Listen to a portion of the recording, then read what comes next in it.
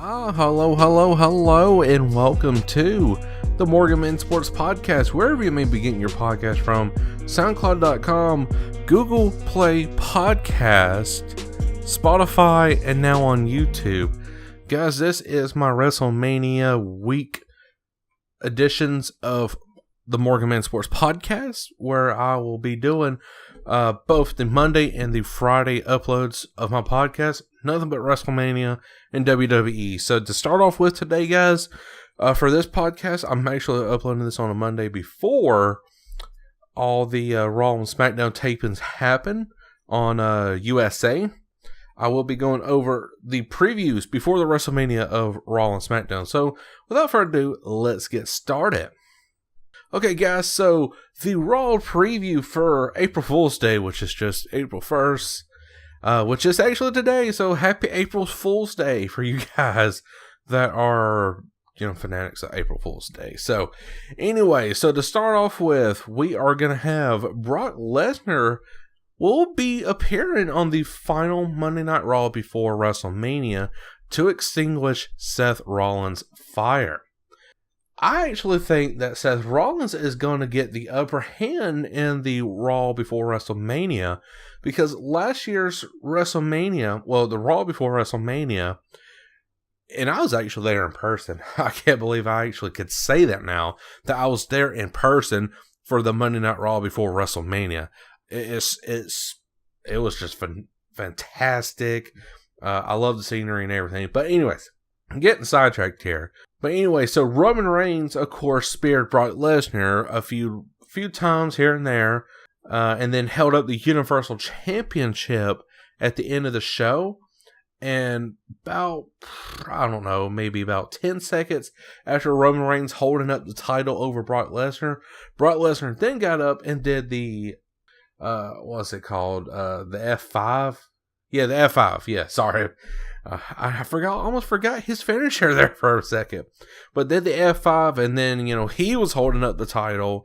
And then, of course, we all know what happened at that WrestleMania, that Brock Lesnar did defeat Roman Reigns after Roman Reigns was the heavy favorite to defeat Brock Lesnar. So, I think what's going to happen is that they are going to put the Universal title on Seth Rollins, but I will get to that prediction in Friday's podcast, but this is for Monday Night Raw, so honestly, Seth Rollins will get the upper hand over Brock Lesnar headed into WrestleMania and get his payback from what he caused on the previous Monday Night Raw for Drew McIntyre winning that match. Next up, will the Boston Hug Connection regret taking on 3 teams at WrestleMania? After teasing the Fatal 4-Way for the women's tag team titles for a few weeks, the match was finally announced last week by the Iconics. Till now, this is the only match with more than 3 performers involved apart from the Battle Royal, and will it prove too much for the champions to handle? We might get a sneak peek this week.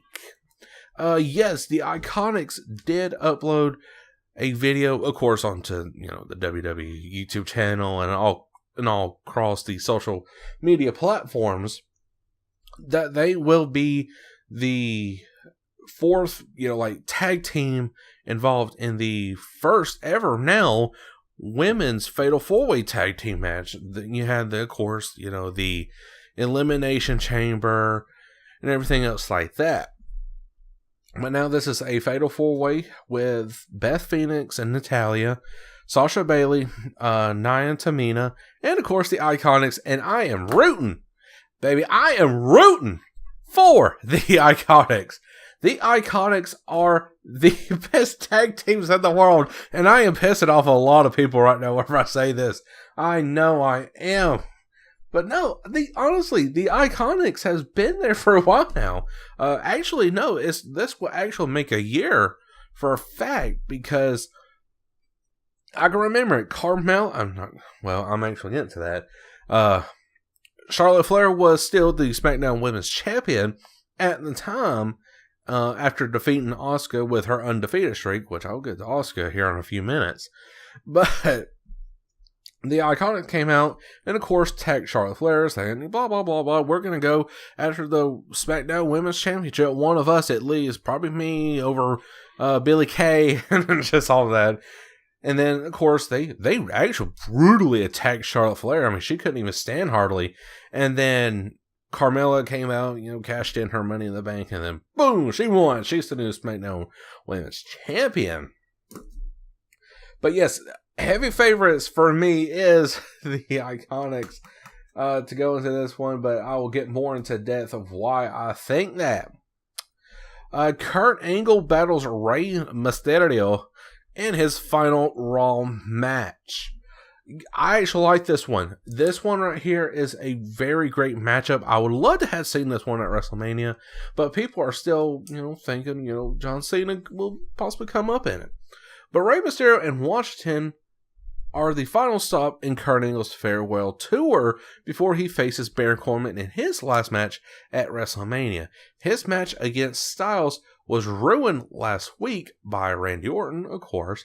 I hope this one or would not, even if that means Angle losing quickly. So actually, we could see Kurt Angle lose this matchup. Honestly, because, of course, Randy Orton technically made Kurt Angle lose the match by the disqualification by, beating up AJ Styles, doing that RKO out of nowhere, stuff, which I still love that anyways. So anyways, Rey Mysterio will be facing Kurt Angle in Kurt Angle's final Raw match of his career. Also, who will join the Andre the Giant Battle Memorial Royal? Or Memorial Battle Royal, excuse me. I'm going to get it right. And what is turning out to be what Vince McMahon calls the attraction match. Not true. It's a curse. Braun Strowman will be joined by SNL host and WrestleMania special correspondents Colin Jost and Michael Che, if I'm pronouncing that right, in the 6th annual Andre the Giant Battle Royal. But obviously, more people are set to join the battle, who will be announced this week over both Raw and SmackDown. And finally, the second to last, will Roman Reigns attain retribution against Drew McIntyre before WrestleMania? Drew McIntyre has been at his devastating best in the last 3 weeks, and as he has taken down all 3 members of the Shield one by one alone, Roman accepted the challenge for WrestleMania match last week, but he was again brutalized by McIntyre for the 2nd time in the month.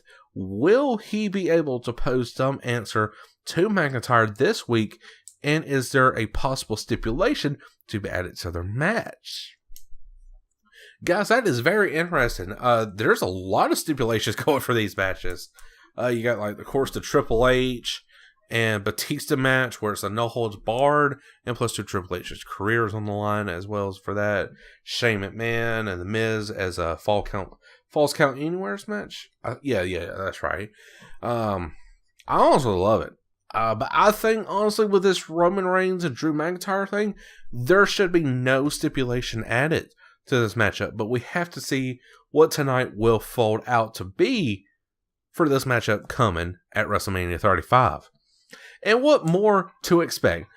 First of all, is the Raw Tag Team Championship match announcement for WrestleMania. So obviously, we're just going to go ahead and say that the Revival will be facing Ricochet and Aleister Black for the Women's Championship. Oh my goodness. For the Raw Tag Team Championships. Yes, that's right, guys. Oh my goodness. We're going to the battle of the sexes now for this one. But yes, the Raw Tag Team Championship match will be announced on Monday Night Raw before WrestleMania. But honestly, I am predicting, though, that Ricochet and Aleister Black will face the Revival for the Raw Tag Team Championships. And nothing but less the build-up for other WrestleMania matches, which will be included, of course, Bobby Lashley and Finn Balor. And really, that's about it for the Raw Superstars. Really nothing else is going on. Maybe they'll start teasing the Women's Battle Royal match, which was going to be called the Mae Young Classic, but, or I forget what the actual name was it going to be, but nonetheless, there will probably be a teaser or two of the women's battle royale. So now moving on to SmackDown. Now I'm actually reading this off the top of my head because I don't have a card layout for the SmackDown preview.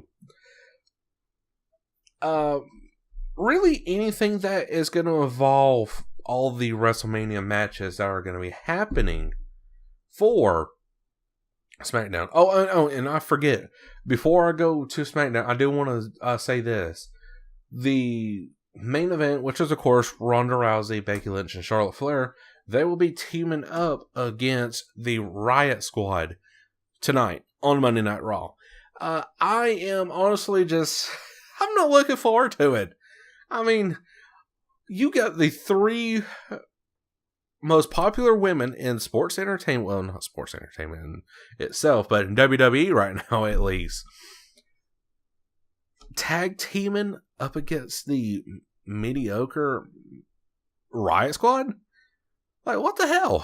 Like, seriously. You know Ronda Rousey is gonna get that pinfall, or Becky won. I mean, no, well, I don't know. They might give it to Charlotte because she won the SmackDown Women's Championship this past Tuesday. They might give it to her. I really don't know. But I think, honestly, between Ronda and Charlotte, they will win the match. And then, of course, it will explode. Yes, it will explode to a million different pieces. They'll have to call out the locker room, get the security guards in Washington's. Just all the craziness just to hold back three women. Oh my gosh. I love how WWE over-exaggerates on a lot of things whenever it comes to that. Now, if it was just freaking the whole locker room in a brawl, then yeah, I could see, maybe calling some outside help or whatever. But for three women, for Pete's sakes, I'm already just saying it. Becky's going to start her crap, and Ronda's going to get pissed. Charlotte's going to get pissed. They're all going to fight. Then the whole entire locker room's going to come out and just separate them all. So that's just a typical WWE thing to do before WrestleMania, is to get the people who hate each other the most and just put them in a tag team match. Make sure everything goes nice, smoothly, and then at the end, just make sure it explodes. All right, so now, finally, I'm getting back to SmackDown now. SmackDown, we are going to probably see the Usos get punished for forfeiting their match against the New Day, Xavier Woods, and Big E during that gauntlet tag team match that would put Kofi Kingston in the WWE Championship at WrestleMania. I honestly predict, though, that we will have Shinsuke Nakamura and Rusev versus The Bar versus, of course, the Usos. And in that stipulation. And so that right there will just go ahead and just prove the fact that you're being punished. You're going up against really popular, well, not just super popular, but really mid-level popular and strong fellas too. Sheamus and Cesaro is, of course, a force to reckon with. By all means, they are. But the Shinsuke and Rusev connection, I'm not liking it. I'm just not liking it that much. What would be next is, of course, Sasha Bayley could possibly make a entry back over to SmackDown and say, okay, Iconics, you got a good one on us, but can you do it again tonight? I kind of see maybe a singles match between both of them, say, Billie Kay versus Bayley, and then Peyton Royce versus Sasha. So really right there, I kind of see two matches already taking place in that certain criteria. The Miz and Shane McMahon will finally be face to face ever since their last confrontation, which was back at Fastlane. Then, of course, the Miz will, you don't owe me, you Vince or you McMahons are just nothing but crooks or whatever like that. And then Shane be like, well, I've been doing this for 20 plus years. Well, it's been way longer than 20 plus years, but I'm just giving out random numbers. Please excuse me. I know you people are just grammar Nazis and, just like speech Nazis too and all that crap that will just quickly judge somebody, but just please forgive me. But then, of course, like I said, Shane McMahon will say, he's been doing this for X amount of years and he's tired of giving people what they want. What about me? It's my turn of what I want. It's just going to be like that. You got Samoa Joe and Rey Mysterio probably going to be doing a promo. Not really no kind of in-ring action.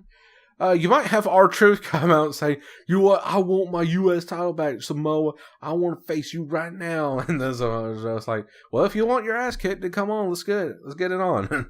I could just see that happening. So, but again, take this with a grain of salt that I am only going off the top of my head. And I do apologize if I am trying to be like a Dave Meltzer or whatever. Which, Dave Meltzer, he just says whatever he's thinking. He's in his own little head like everybody else. He just don't really consider the storyline as much as podcasters like me or, anybody else that does something, regarding a WWE podcast. Dave Meltzer, he just says whatever. I mean, but I will shout out to my friend Ben, who I talk to at my everyday job. And, I talk to him every day about WWE stuff. And he sort of agrees with me on some things. And I agree with him on a lot of things. But, and of course, he don't agree with me with the Iconics being women's champions and all that, But that's okay. But we'll see this. We'll see this Sunday. All right, so going on, again, Rey Mysterio versus Samoa Joe in kind of like a promo situation where they will both be on a mic, just confrontating between each other. Samoa Joe will bring up like personal stuff like, your son will watch you get your ass kicked or whatever. And then like I said, R-Truth will probably come out and say, I want my U.S. title back. And then of course, Samoa Joe say, well, if you want your ass kicked, then come on, let's go. We are probably going to happen to see Becky Lynch and Charlotte Flair on SmackDown again, like we did last week.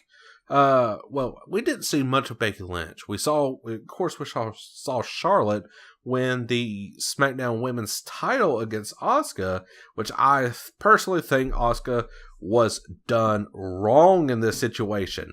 She was definitely done wrong in the stipulation that, hey, if you forfeit the title, we'll make you win the Women's Battle Royal. It's just like they did with R-Truth. If he gave up his number 30 spot to, Nia Jax, then he would be awarded the U.S. title that following night on SmackDown Live. But like I said, we're going to see Becky and Charlotte kind of feud again on SmackDown, the final SmackDown before WrestleMania. Baron Corbin, not Baron Corbin. Kurt Angle, I don't know right now off the top of my head who he will be facing on SmackDown Live for his final SmackDown match of his career. Daniel Bryan, so this is going to be the highlight of SmackDown Live. I was going to say New Year's Day, but the New Day will be kind of like cheering on Kofi and everything else like that. And rightfully so, I don't blame them because they have went through thick and thin to get Kofi Kingston into the WWE Championship match at WrestleMania 35. And for me personally, I'm kind of scared. I'm kind of scared about this whole situation. And I will get to that in my predictions video on Friday for you guys. Because it's going to be a shocker to a lot of people. I'm going to be making a lot of people unhappy with my predictions. So, but again, the highlight of SmackDown will obviously be Kofi Kingston and Daniel Bryan going like one-on-one and just kind of like having that like good promo situation. And all right, so I'm just going to go ahead and say this.